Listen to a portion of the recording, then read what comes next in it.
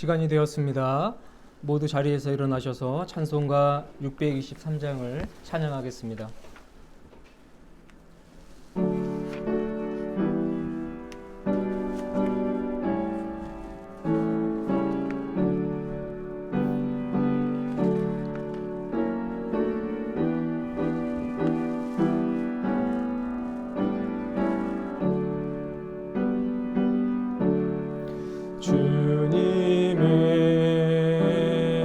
주님의 시간에 아름답게 모든 것 변하리. 주님 나의 갈 길을 인도하여 주시니 주의 뜻을 따라서 살리라. 주님의 시간에 아름답게 모든 것 변하리. 나의 정성 다하여 주를 찬송하오니 주의 뜻을 이루어 주소서.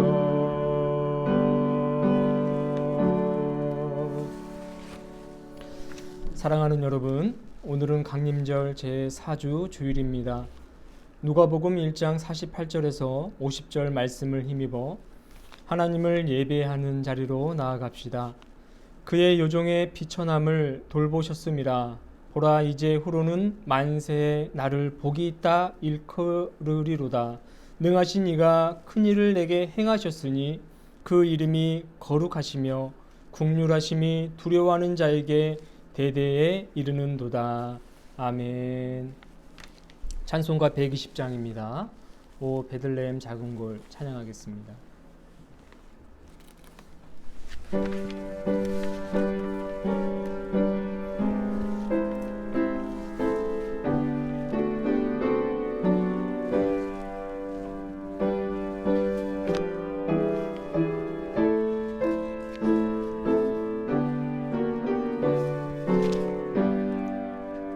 오 베들레헴 작은 골 너 잠들었느냐.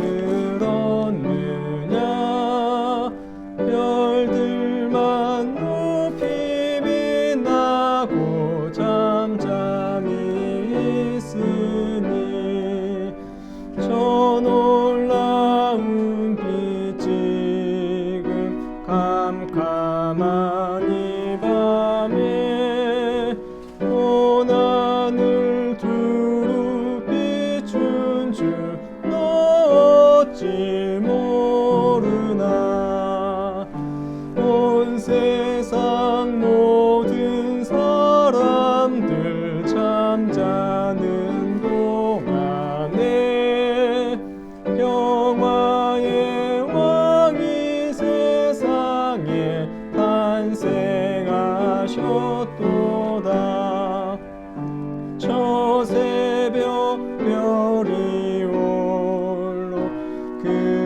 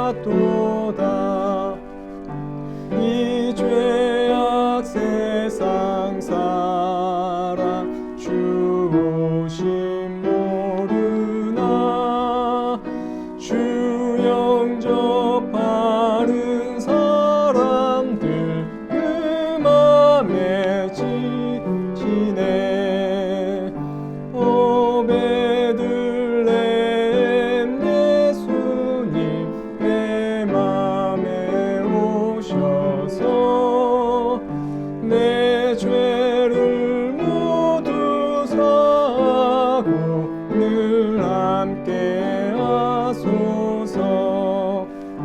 저 천사들의 소식 나 기뻐 들으니 오 임마누엘 예수님 내 맘에 오소서.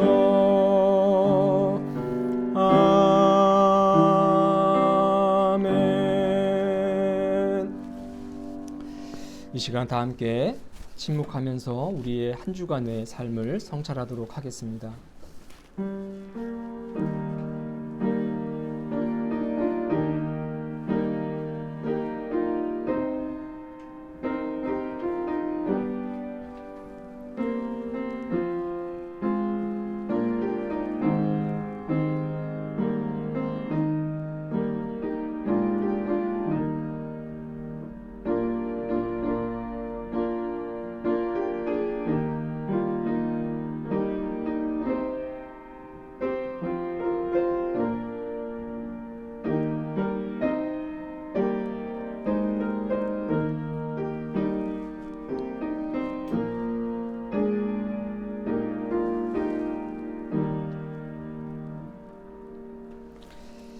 다 함께 죄의 고백을 드리도록 하겠습니다. 주님께서는 권세 있는 자를 내리치고 비천한 자를 높이기 위해 이 땅에 오신다고 말씀하셨습니다. 줄인 자를 배불리 먹이고 부유한 자를 빈손으로 만들겠다고 말씀하셨습니다. 오 주님을 믿는다고 하면서도 더 높은 자리와 더 많은 부유함을 추구하며 살아온 우리를 불쌍히 여겨 주옵소서. 주어진 것에 만족하고 감사하며 살게 하옵소서. 비천한 자를 돌보고 줄인 자를 먹이는 일에 더욱 열심을 내며 살게 하옵소서. 우리 주 예수 그리스도의 이름으로 기도합니다. 아멘. 진실한 마음으로 회개하는 자에게 우리 주님께서 주시는 위로의 말씀을 들으시길 바랍니다. 줄인 자에게 내 심정이 동하며 괴로워하는 자의 심정을 만족하게 하면 내 빛이 흑암 중에 떠올라 내 어둠이 낮과 같이 될 것이며 여호와가 너를 항상 인도하여 메마른 곳에서도 내 영혼을 만족하게 하며 내 뼈를 견고하게 하리라. 아멘. 이사야서 58장 10절에서 11절 말씀입니다. 교독문 118번입니다. 구주광님 4번을 교독하겠습니다. 교독문 118번 구주광님 4번입니다. 나는 시온의 의가 빛같이 예루살렘의 구원이 햇불같이 나타나도록 시온을 위하여 잠잠하지 아니하며 예루살렘을 위하여 쉬지 아니할 것인즉 이방 나라들이 내 공의를 뭇 왕이 다 내 영광을 볼 것이요 너는 여호와의 입으로 정하실 새 이름으로 일컬음이 될 것이며 너는 또 여호와의 손의 아름다운 관 내 하나님의 손의 왕관이 될 것이라. 원하건대 주는 하늘을 가르고 강림하시고 주 앞에서 산들이 진동하기를 불이 섭을 사르며 불이 물을 끓림 같게 하사 주의 원수들이 주의 이름을 알게 하시며 이방 나라들로 주 앞에서 떨게 하옵소서. 주께서 강림하사 우리가 생각하지 못한 두려운 일을 행하시던 그때에 산들이 주 앞에 진동하였사오니 주 외에는 자기를 앙망하는 자를 위하여 이런 일을 행한 신을 옛부터 들은 자도 없고 귀로 들은 자도 없고 눈으로 본 자도 없었나이다. 아멘.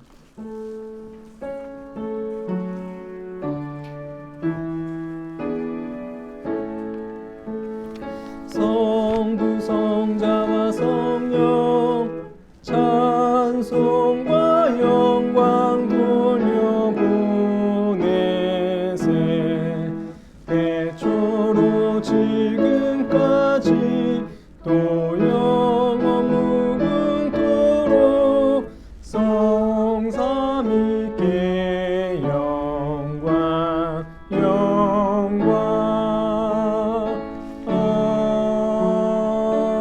아멘.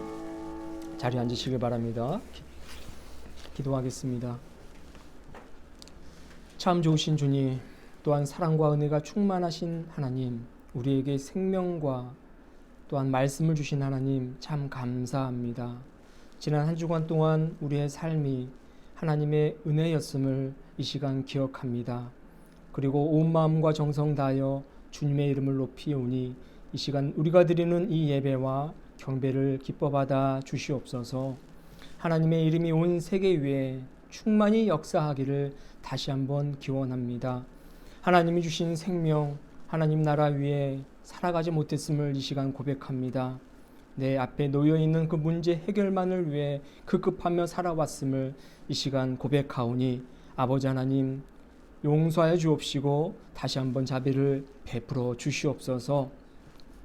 우리에게 중요한 것은 오로지 하나님 말씀을 따르는 것이며 예수께서 우리에게 보여주신 그 길을 걸어가는 이름을 기억하게 하여 주옵시고 그러한 일을 먼저 행할 때에 그것이 하나님께서 말씀하신 그의 나라와 그의 의를 구하는 것임을 깨닫게 하여 주시옵소서.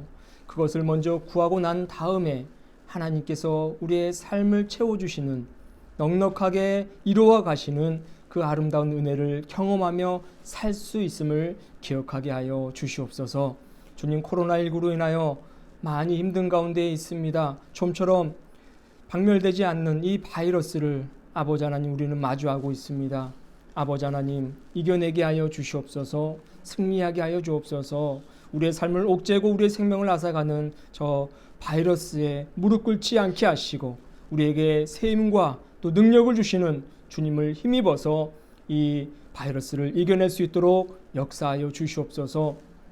경제, 사회, 그 문화, 그 어떠한 것도 온전한 것이 없습니다. 모두가 다 위기 가운데 있사오니 아버지 하나님께서 힘을 주셔서 이 나라의 백성 모두가, 아니 온 세계의 이 민족들, 저민족들, 아버지 하나님께서 사랑하시는 온 인류가 이 바이러스를 이겨내서 하나님이 주신 그 생명들을 아름답게 갖고 나아갈 수 있도록 역사하여 주시옵소서.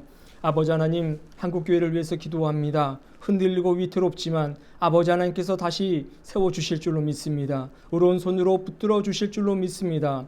수많은 목회자를 비롯하여 온 성도가 한마음 한뜻이 되어서 아버지 하나님을 예배하게 하여 주시옵소서. 그리고 이 땅에 생명을 주시기 위해 강림하신 예수 그리스도를 기다리며 기쁜 마음으로 찬송과 감사를 올려드리게 하여 주시옵소서. 우리의 예배가 생명력 있는 예배 되게 하여 주옵시고 하나님이 기뻐하시는 예배가 되게 하여 주시며 우리의 삶이 아버지 하나님께서 우리에게 보여주신 그 사랑이 오로지 이웃들에게 전달되는 사랑의 통로의 역할을 잘 감당할 수 있도록 역사하여 주시옵소서. 하나님을 사랑하듯이 이웃을 사랑하는 한국교회 되길 원합니다.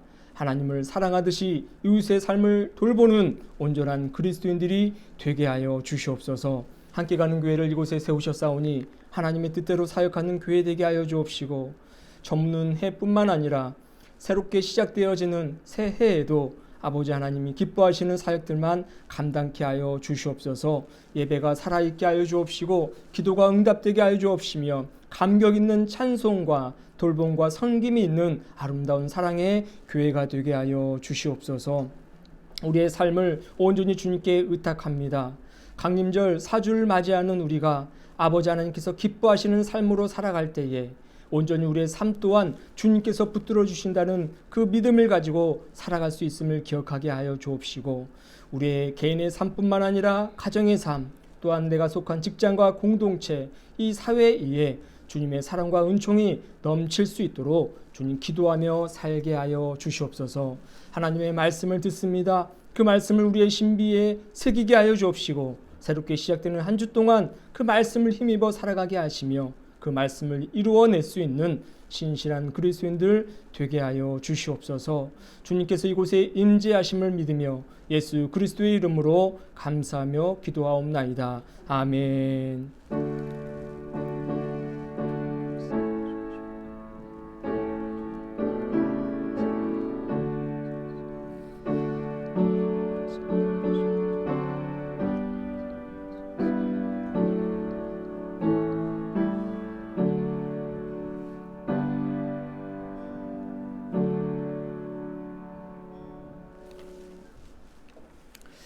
오늘의 말씀은 빌립보서 3장 1절부터 8절까지 말씀입니다.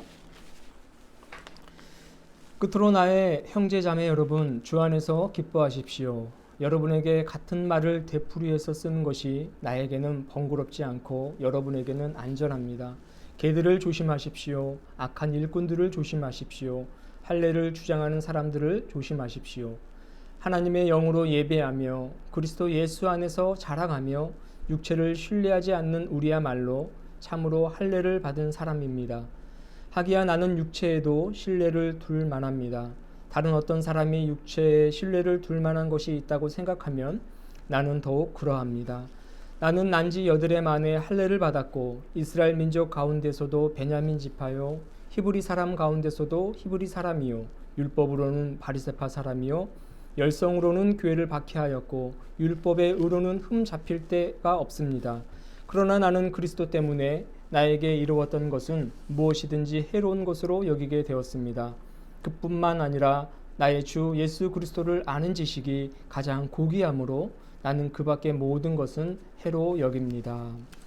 이는 살아계신 하나님의 말씀입니다. 주님을 찬양합니다. 특별 찬양하겠습니다. 주의 손에 나의 손을 포개고 우리 마음을 담아서 찬양하겠습니다.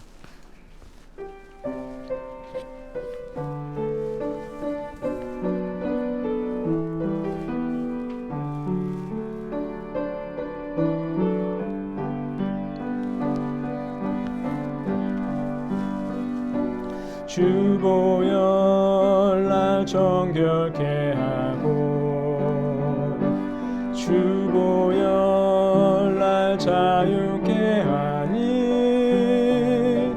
주 앞에 나 예배하는 이 시간 나의 모든 것을 주께 드리네. 주의 손 날 위에 지키셨고 주의 발 날 위에 박히셨으니 이제는 내가 사는 것이 아니요 오직 주를 위해 사는 것이라.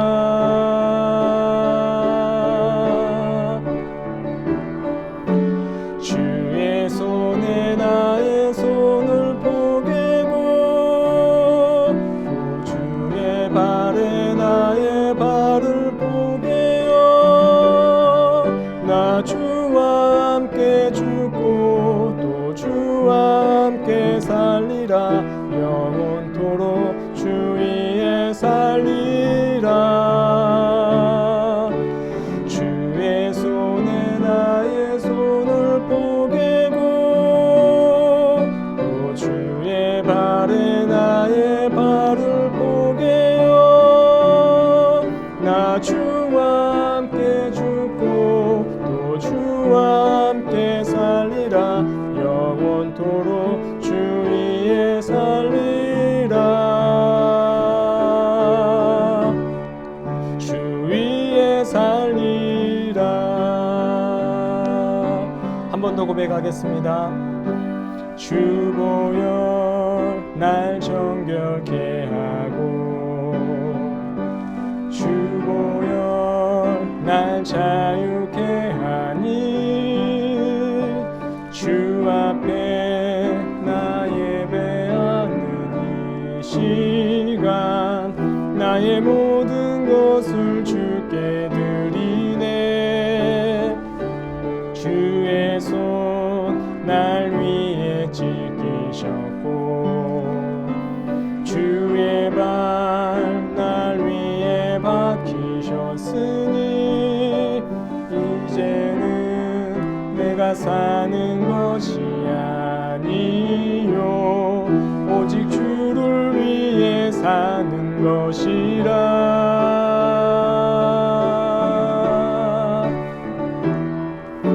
주의 손에 나의 손을 포개고 또 주의 발에 나의 발을 포개어 나 주와 함께 죽고 또 주와 함께 살리라. 영원토록 주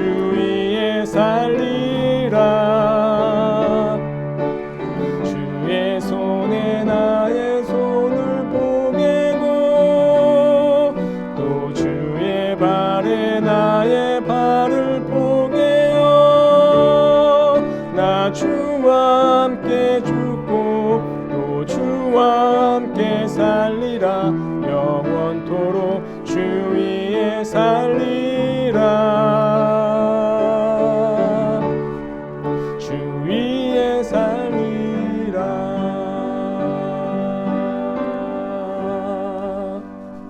아멘.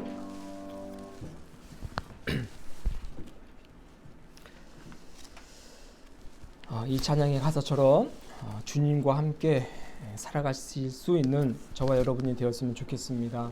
예수님께서 이 땅에 오신 것은 사실 우리를 위해서 자신의 생명을 내어주시기 위하심입니다. 결국은 죽으시기 위해서 이 땅에 오셨는데 십자가 사랑으로 완성하신 그 예수님의 놀라운 그 희생을 기억하면서 주님과 함께 늘 동행하며 살아가시기를 주님의 이름으로 축원합니다.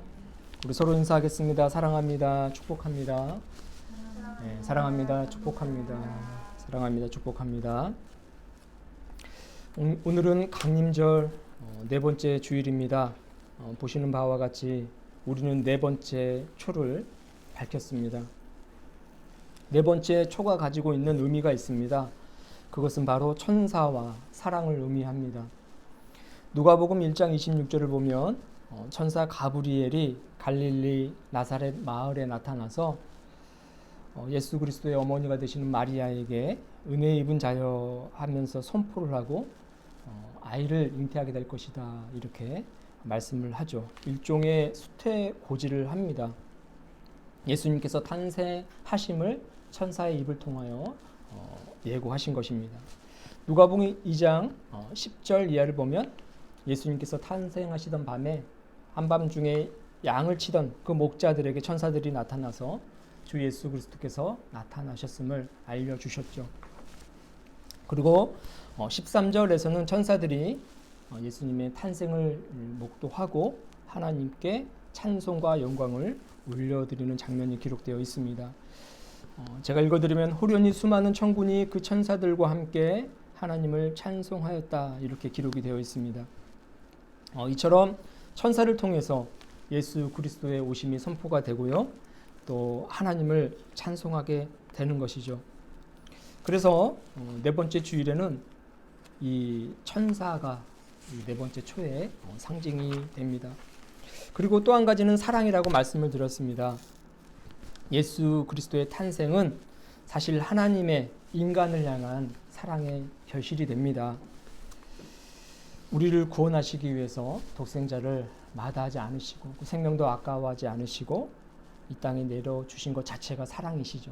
하나님의 사랑이 없다면 이루어질 수 없는 일이기 때문에 이 네 번째 주일에는 우리가 하나님의 사랑을 느낄 수가 있어야 합니다. 천사와 주님의 사랑을 기억하는 절기가 되시기를 주님의 이름으로 축원합니다. 그리고 우리가 이 사랑을 받았다는 사실 또한 잊어서는 안 되겠습니다. 그리고 우리는 하나님의 사랑을 힘입어 살아가고 있다는 사실 또한 깨달을 수 있는 강림절 네 번째 주일이 될 수 있기를 다시 한번 축복합니다. 오늘 본문에 기록된 바울도요, 사실 하나님의 사랑을 듬뿍 받은 사람입니다. 그의 삶을 보십시오. 하나님을 위한다고 살았지만 그가 맺은 결실은 하나님을 반역하는 것이었습니다. 하나님이 애지중지하시는 하나님의 백성들의 삶을 옥죄였고 그들을 감옥에 가두고 그들을 핍박하였던 사람이기 때문에 하나님의 그 뜻을 반역했던 사람이죠. 하나님의 뜻을 거스르며 살아갔던 사람이 바로 바울입니다. 그러나 여러분 어떻습니까? 그렇게 하나님께 대적하고 하나님을 반역했던 바울도 결국에는 하나님의 사랑으로 인하여서 하나님의 사랑의 전도자요, 또 사랑의 전파자로 변화된 것을 우리는 알고 있습니다. 그렇다면 이 사랑의 전도자로 변화된 이 바울이 오늘 말씀의 제목처럼 유익하던 모든 것을 해로 여길 수 있었던 이유는 무엇인가? 자신의 삶을 돋보이게 하고 자신의 삶을 지탱해 준 그 수많은 유익들을 휴지 조각처럼 버려버릴 수 있는 그 믿음을 소유할 수 있었던 것은 무엇인지 한번 살펴보도록 하겠습니다. 첫째는요, 바울에게 기쁨이 있었기 때문입니다. 그에게 기쁨이 있었기 때문에 자신을 돋보이게 하고 유익하게 했던 모든 것들을 다 버려버릴 수 있었던 것입니다. 오늘 본문 1절을 보면 바울은 이렇게 고백합니다. 끝으로 나의 형제 자매 여러분, 주 안에서 기뻐하십시오. 이렇게 말씀을 합니다. 전에도 말씀드렸듯이 바울은요, 항상 기쁨을 강조합니다. 바울은 그의 서신서에서 기뻐하라는 말을 참 많이 하는 것을 보게 돼요. 특별히 그냥 기뻐하라 이렇게 말하는 것이 아니라 기뻐하고 또 기뻐하라 이렇게 힘주어서 두 번씩 연거푸어 강조하는 것을 자주 보게 되는데, 빌립보서 1장 18절을 보면 이렇게 말합니다. 그러면 무엇이냐, 거칠로 하나 참으로 하나 무슨 방도로 하든지 전파되는 것은 그리스도니 이로써 나는 기뻐하고 또한 기뻐하리라. 이렇게 두 번이나 힘주어서 기쁨을 강조합니다. 또한 2장 17절에서도 기뻐하고 기뻐하리라 이렇게 말씀하고 있고요. 2장 18절에서도 역시 두 번 기쁨을 강조합니다. 4장 4절에서도 또한 기쁨을 강조하는 것을 보게 돼요.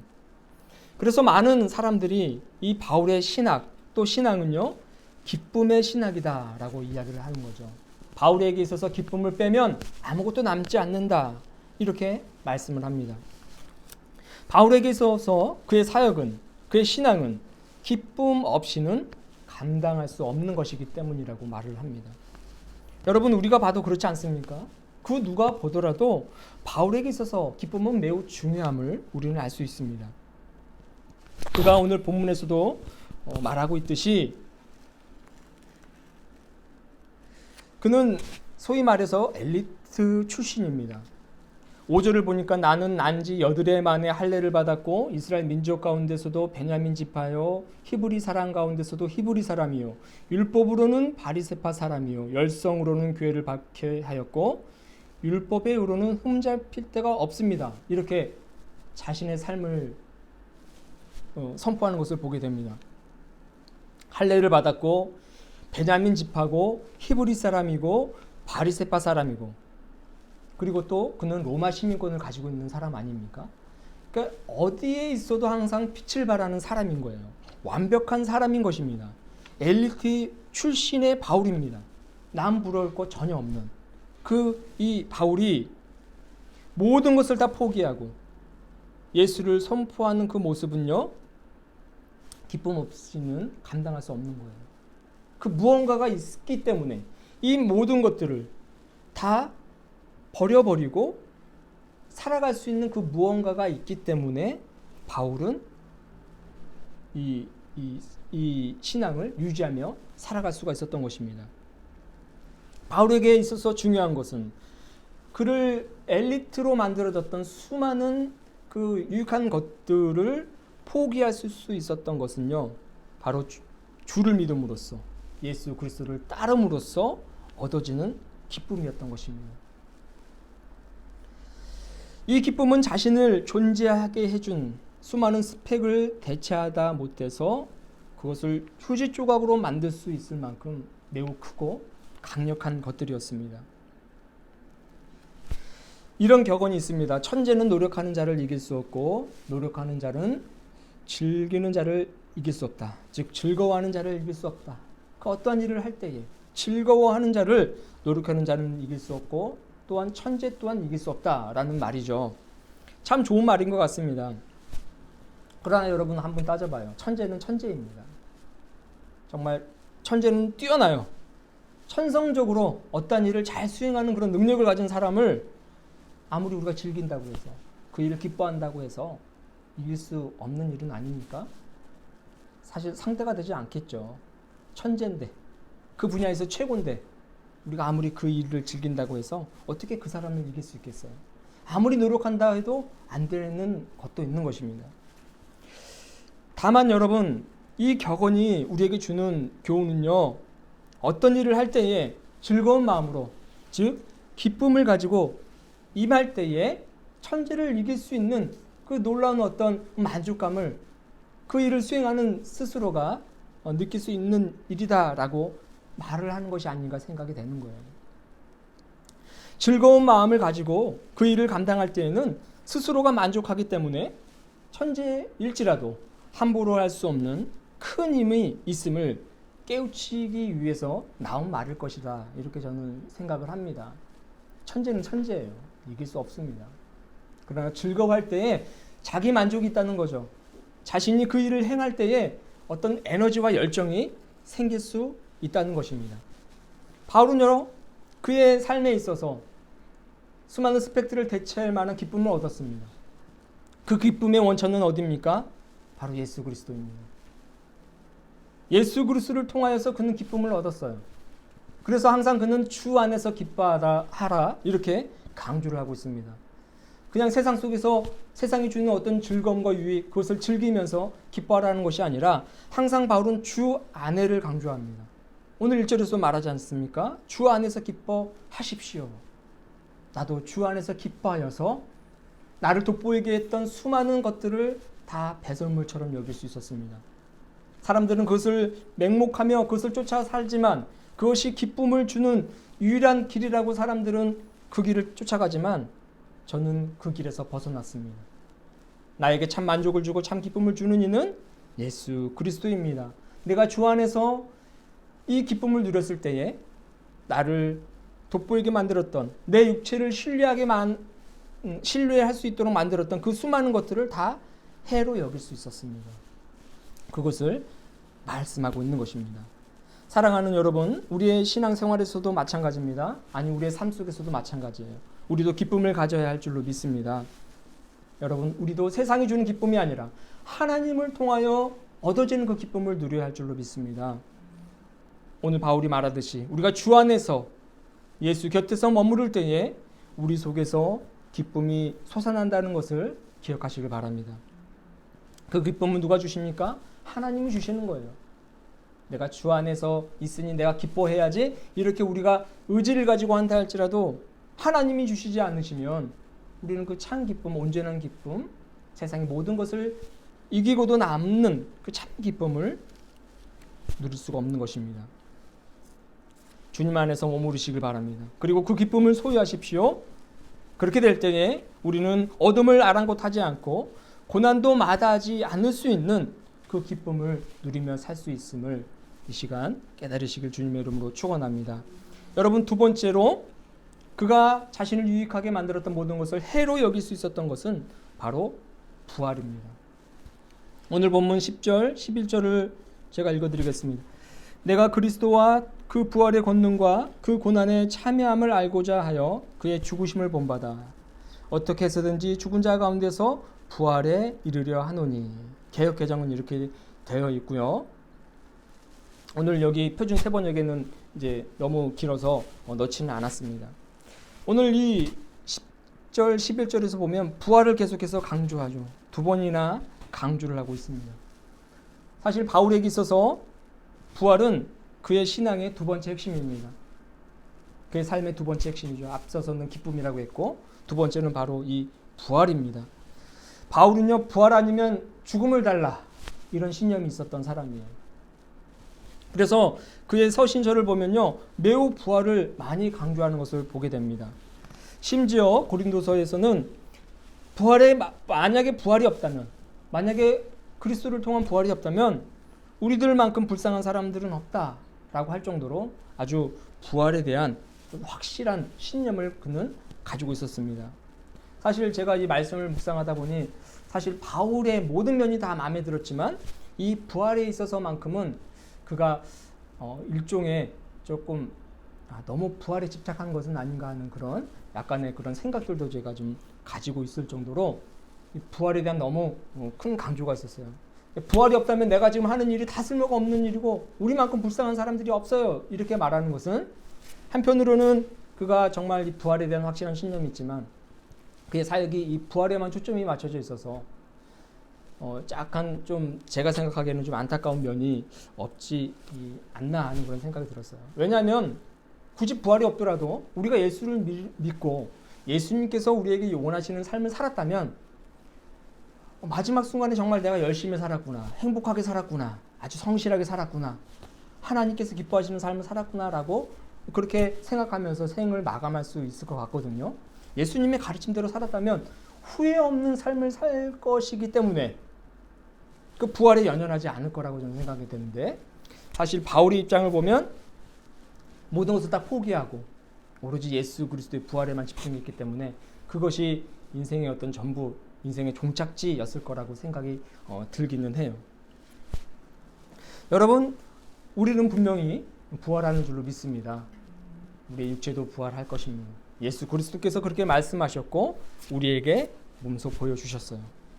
그리고 더더군다나 이제 조금 있으면 다가오는 이 성탄은요, 그 부활을 증명하러 오신 사건이에요. 예수님께서 부활하시기 위해서 이 땅에 오신 사건입니다. 죽음을 이기고 부활하십니다.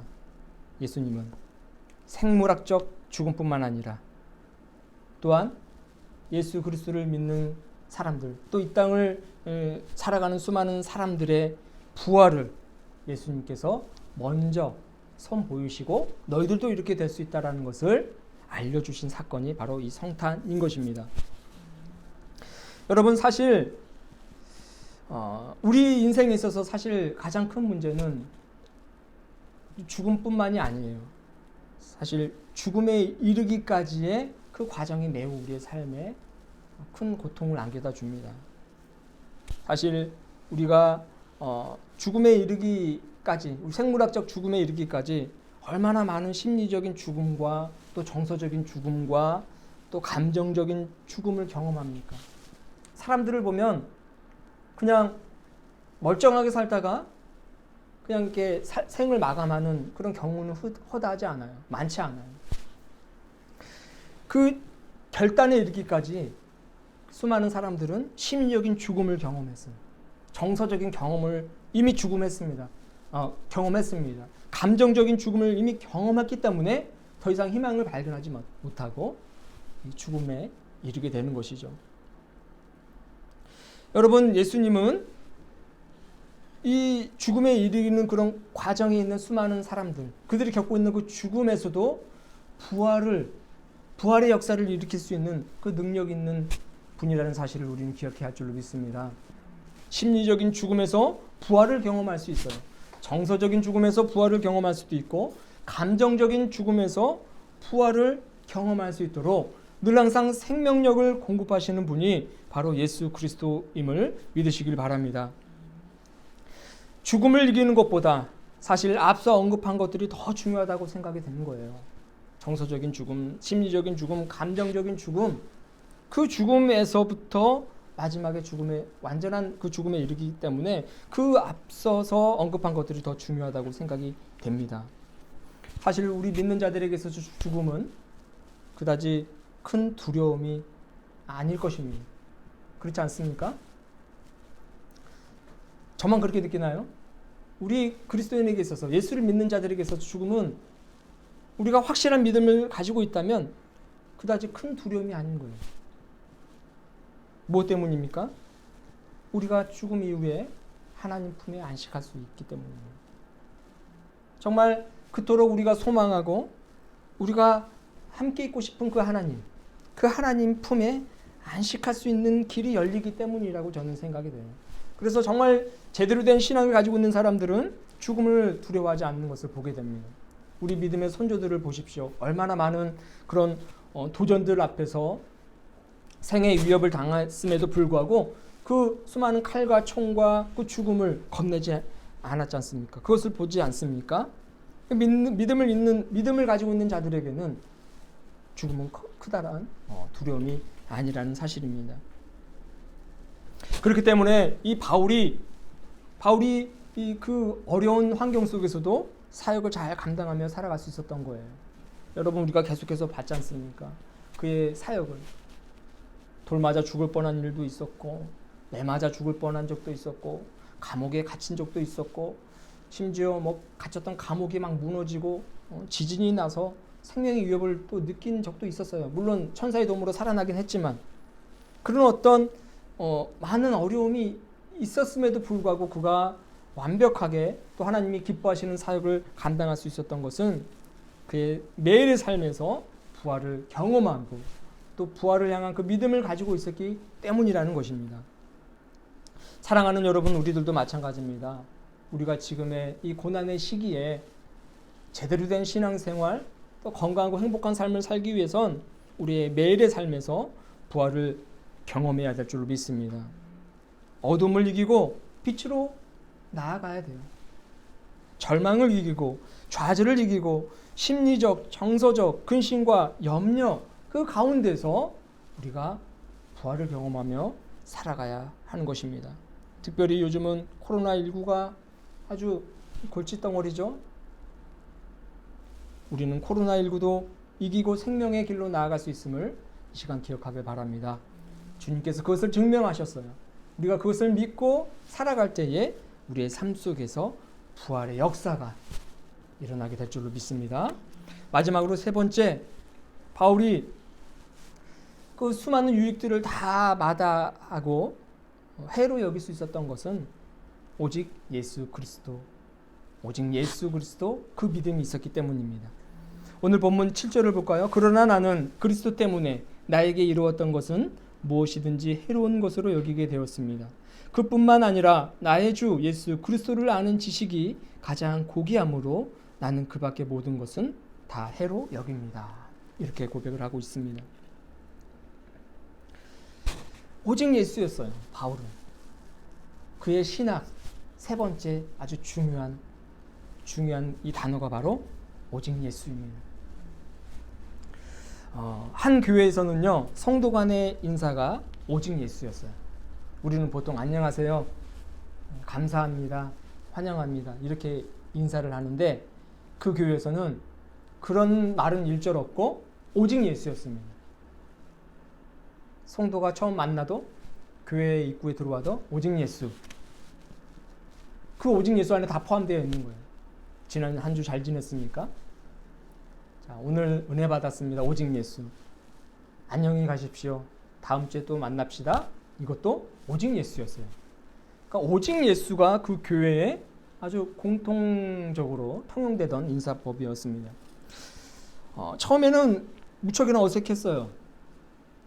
어떻게 지냈는지 이런 안부를 물어봐야 되는데 그런 말은 하지 못하게 하고 오직 예수로 인사를 하니 되게 어색했는데 나중에 와서 또 그것이 어느새 익숙해지다 보니까 오직 예수가 정말 좋은 인사구나, 그 안에 다 담겨 있다, 그 사실을 깨닫게 되었습니다. 우리 교회도 오직 예수로 좀 바꿨으면 좋겠다는 생각이 들어요. 우리 한번 인사해 보겠습니다. 오직 예수. 예, 오직 예수. 오직 예수입니다. 오직 예수. 얼마나 좋습니까? 오직 예수만 있으면 저는 그 무엇도 필요치 않습니다. 오직 예수만 있으면 이 세상 그 어떤 것도 부럽지 않습니다. 오직 예수를 그 어떤 것과도 바꾸지 않겠습니다라는 믿음 또한 이 인사에 포함되어 있는 것이죠. 그런데 여러분, 곰곰이 생각해 보니 우리가 말은 이렇게 하지만, 인사는 이렇게 하지만 우리의 믿음은 예수는 예수예요. 우리가 예수를 믿기 때문에 이곳에 있지 않습니까? 이 어려운 시기에도 예배를 드리는 거고요. 우리의 믿음은 예수는 예수인데 오직은 아니라는 겁니다. 저것 다음에 예수예요. 오직 예수가 아니라 그것 다음에 예수입니다. 아니면 예수 그리고 저것 그것, 이렇게 우리의 믿음이 형성되어 있다고 저는 생각돼요. 참으로 안타깝지 않은 일이 아닐 수 없습니다. 오직 예수가 아니라 저것 다음에 예수, 저것 그리고 예수이기 때문에 우리의 신앙이 이렇게 허술한 것이라고 생각되는 것입니다. 왜 우리의 삶은 예수로 만족하지 않습니까? 왜 우리의 삶은 예수 말고도 다른 것에 절실함을 두고 다른 것에 연연하는 것입니까? 바울은 우리가 연연하는 모든 것들을 다 해로 여겼다고 합니다. 오직 예수만 있으면 그것은 다 배설물과도 같은 것이기 때문에 그는 그렇게 행동했던 것이죠. 오직 예수 아닌 저것 혹은 그것 다음에 예수 그리고 예수였기 때문에 오늘날 우리 이 시대가 참 안타까운 일들이 많이 일어나고 있는 것이 아닌가 생각이 돼요. 최근 뉴스를 보다가 또 이 목사님에 관련된 그런 사건이 또 발생한 것을 보게 됐는데 자산이 뭐 수백억에 이른다고 해요. 그런데 아동 성추행인가 착취인가 그런 어떤 영상을 찍었다는 그런 내용이 보도가 되었어요. 도움이 필요한 아이들을 데려다가 몹쓸짓을 한 거라고 합니다. 그 목회자 부부의 자녀가 뭐 장애를 입었는데 돌보다가 보니 뭐 이웃들도 동일한 어떤 어려움을 겪고 있는 사람들이 아이들을 이제 보내서 대안학교식의 어떤 그 학교를 이제 운영을 했나 봐요. 자세한 내용은 모르겠지만 그런데 그런 아이들을 데리고 못쓸 짓을 했던 것입니다. 참 그 뉴스를 보면 또 자괴감에 빠지는 거죠. 목회자로서 좀 안타까운 일이 또 벌어졌구나. 어떤 사람들은 개신교의 끝판왕이다 이렇게 이야기를 하더라고요. 그 목회자의 그 사건을 보고. 그 사건 이전에 코로나19로 인해서 환자들을 돌볼 병실이 부족하다는 뉴스가 나와서 대형 교회에서 수양관을 이제 선뜻 제공해서 정부로부터 이제 감사의 인사를 받았던 그런 내용이 있어요.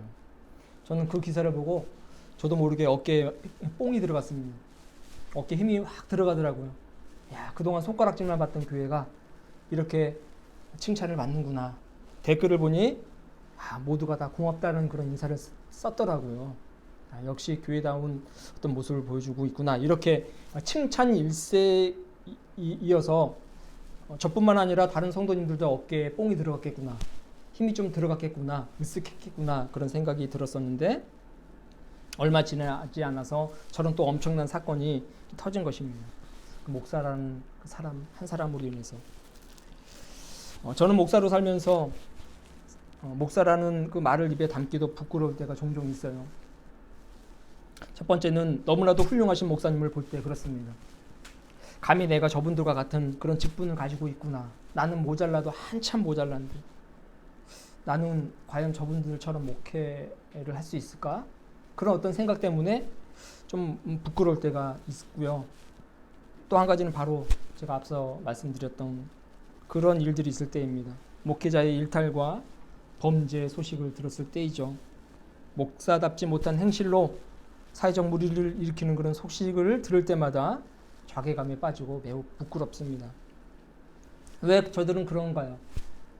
예수 다음에 저것 아니고 저것 다음에 예수, 저것 그리고 예수이기 때문에 그런 일탈을 마구마구 자행하는 것이 아닌가 생각이 되고요. 그것 때문에 목회자의 삶이 엉망이고 또 성도의 삶이 엉망이고 그리스도인의 삶이 엉망일 것이다 라는 생각이 드는 것입니다. 근데 여러분 중요한 것은 이 엉망진창인 한 개인의 신앙은요, 개인에서 절대로 끝나지 않는다는 거예요. 수많은 공동체와 조직과 더 나아가 사회에 이르기까지 수많은 악영향을 미친다는 사실을 깨달아야 합니다. 저는 그 사건을 보고 제 삶을 되돌아봅니다. 나에게는 혹시 수많은 비난과 조롱의 모습은 없는지 그것을 생각하게 되는 거예요. 내가 오직 예수를 붙들 때에 오직 예수면 충분합니다라고 그렇게 강조하고 또 내가 강조한 만큼 내 삶 속에서 살아낼 때에 오직 예수로의 삶을 살아갈 때에 제대로 된 신앙과 제대로 된 삶이 펼쳐질 것이라는 그런 생각을 다시 한번 하게 됩니다. 사랑하는 여러분, 우리들도 오직 예수만 붙들고 살아갈 수 있게 되기를 주님의 이름으로 축원합니다. 오직 예수만이 우리에게 생명을 주고 오직 예수만이 우리에게 참된 만족과 또 만족된 신앙 생활의 길로 나아갈 수 있는 것이고요. 오직 예수의 삶이 하나님께서 우리에게 요구하시는 삶이 된다는 사실을 기억하시길 바랍니다. 그래서 예수 그리스도께서 이 땅에 오심이 우리의 삶에 더욱더 큰 기쁨이 되고 우리뿐만 아니라 수많은 사람들에게도 참된 기쁨이 됨을 우리가 증명하면서 그렇게 살아가실 수 있길 주님의 이름으로 축원합니다. 참으로 어려운 그런 연말입니다. 그러나 여러분 힘을 내십시오. 오늘 말씀처럼 기뻐하시고 또 우리의 삶에 늘 항상 부활이 있음을 기억하시고 오직 예수만이 우리의 삶을 더욱더 빛나게 만든다는 사실을 기억하시며 이 어려움을 넉넉히 이겨내실 수 있기를 주님의 이름으로 축원합니다. 기도하겠습니다. 참 좋으신 주님 감사합니다. 강림절 사주를 보냅니다. 예수 그리스도께서 이 땅에 오심이 우리에겐 기쁨이 되고 하나님께 영광이 됨을 기억하게 하여 주시옵소서. 바울이 자신을 돋보이게 만들고 유익하게 했던 수많은 스펙들을 휴지 조각처럼 해로 여길 수 있었던 것, 그에게 있는 기쁨이었고 부활에 대한 소망이었고 오직 예수 그리스도였음을 기억하며 저희 또한 이 세 가지를 붙들고 남은 한 주와 또 연말을 살아가겠습니다. 주님께서 힘과 지혜와 능력을 더하여 주옵소서. 감사를 드리며 예수 그리스도의 이름으로 기도합니다. 아멘. 사도신경으로 신앙 고백을 드리겠습니다. 나는 전능하신 아버지 하나님 천지의 창조주를 믿습니다.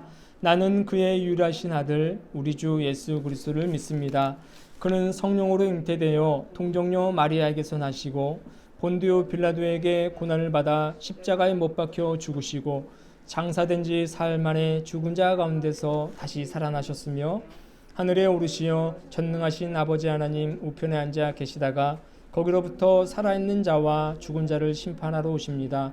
나는 성령을 믿으며 거룩한 공교회와 성도의 교제와 죄를 용서받는 것과 몸의 부활과 영생을 믿습니다. 아멘. 찬송가 50장 1절 부르시면서 준비하신 예물을 봉헌하겠습니다.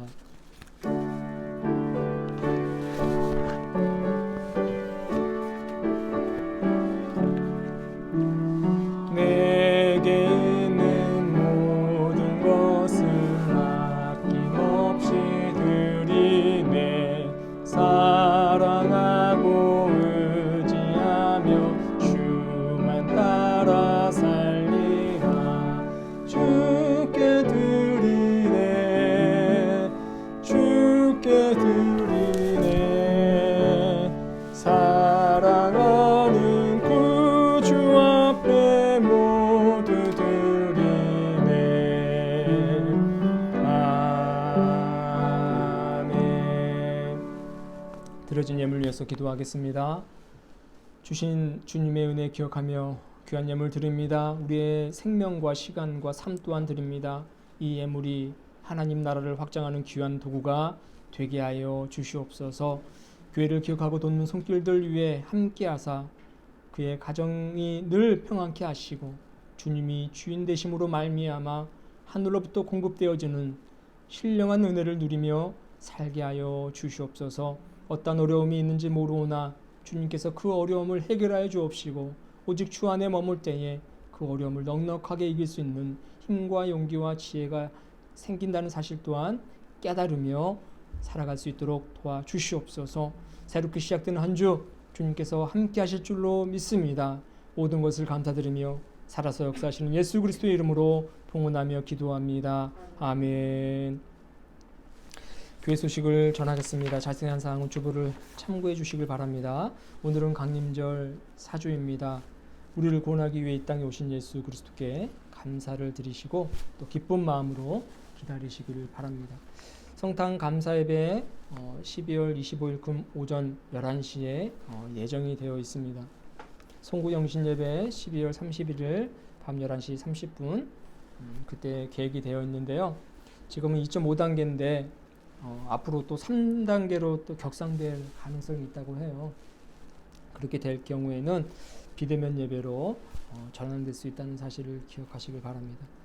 매일 중보기도 기억해 주시고요. 코로나 사회적 거리두기 지침 또 생활 방역 지침 잘 지키셔서 코로나로부터 안전하게 건강 유지하실 수 있기를 다시 한번 기도합니다. 우리 자리에서 일어나시면서 평화 인사를 나누도록 하겠습니다. 주님의 평화가 당신과 함께, 주님의 평화가 당신과 함께. 파송의 말씀과 파송의 노래 1절 또 4절 부르고 축도로 예배를 마치도록 하겠습니다. 사랑하는 여러분, 복되고 거룩한 강림절입니다. 우리를 구원하기 위해 이 땅에 오신 주님을 찬송합시다.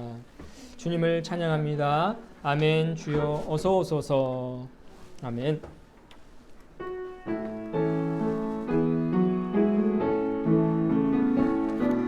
주님의 평화가 우리의 만남 속에 넘치게 하소서. 넘치게 하소서. 영화의 주여, 영화의 주여, 당신의 나라가 우리 가운데 샘솟게 하소서. 주님의 생명이 우리의 만남 속에 넘치게 하소서. 넘치게 하소서.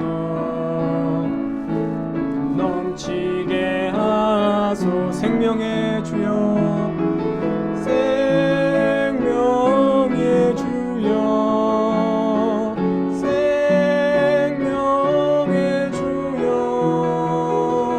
당신의 나라가 우리 가운데 샘솟게 하소서.